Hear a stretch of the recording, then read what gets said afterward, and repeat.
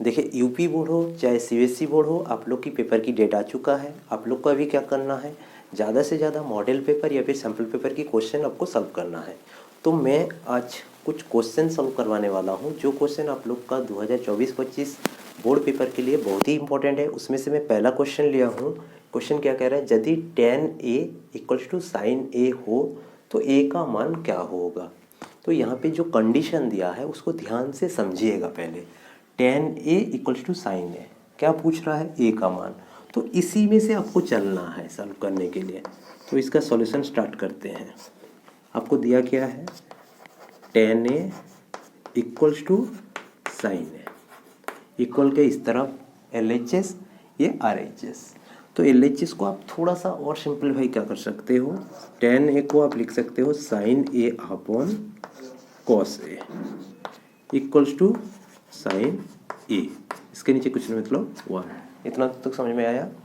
अब देखो ऊपर वाले साइन है, यहाँ पे ऊपर वाले साइन है कैंसिल आउट। यहाँ पे क्या बचा 1, यहाँ पे भी 1।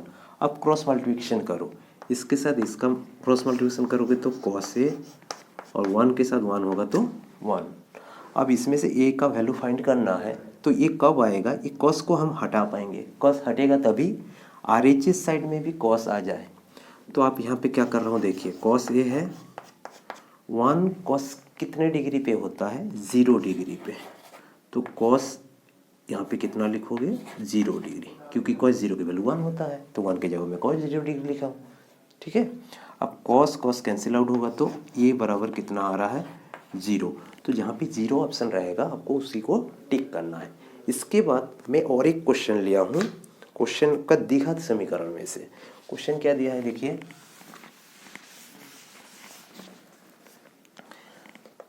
√3x² minus 2√2x minus 2√3 equals to 0। एक द्विघात समीकरण है, इसका मूल ज्ञात करने के लिए बोल रहा है। मूल ज्ञात करने का मीन्स x की वैल्यू फाइंड करना है।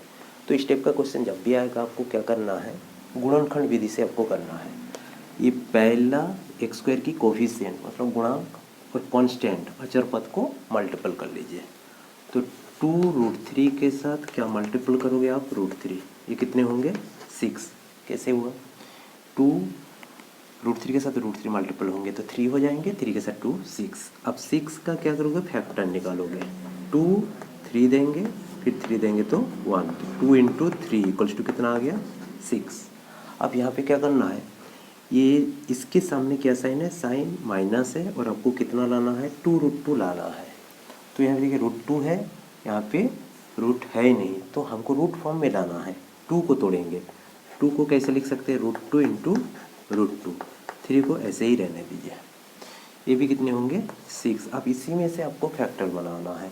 3 के साथ √2 मल्टीपल करोगे तो 3√2 हो जाएगा, और ये √2। अब 3√2 में से √2 घटाओगे तो क्या आने वाले हैं, 2√2। अब वही चीज़ करने वाला हूँ, √3x² माइनस ब्रैकेट में आप क्या लिखोगे, 3√2 माइनस √2, x है x, इसके बाद माइनस 2√3 इक्वल्स टू 0।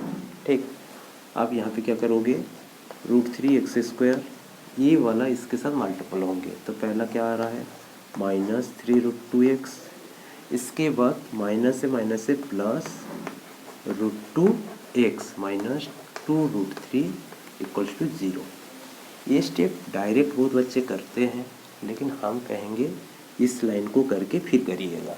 देखिए 3√2x में से इसको घटाओगे तो 2√2 है, और ये डायरेक्ट करते हैं तो बहुत बच्चे का साइन में गलती होने की संभावना बढ़ जाता है।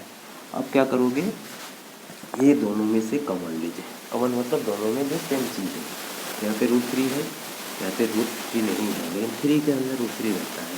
तो 3 को हम लोग कैसे लिखते हैं, √3 × √3 को हम लोग लिखते हैं। तो यहाँ पे √3 और साथ में x हम कॉमन लें तो यहाँ पे x पड़ा रहेगा। यहाँ पे देखिए एक √3 चला गया, तो √3 के साथ √2 मल्टीपल करोगे तो क्या होगा, √6, x तो चला गया। फिर इसमें से √2 आप कॉमन लोगे तो यहाँ पे x पड़ा रहेगा। यहाँ पे भी सेम, 2 में से √2 चला गया तो माइनस √6 इक्वल्स टू 0। ब्रैकेट की पार्ट सेम होना चाहिए। अब इसी को इसके साथ मल्टीपल करके देखो, यही चीज़ आ रहा है। √3 x के साथ गुणा होगा तो √3x, फिर √3 √6 के साथ होगा तो √18 मीन्स 3√2x।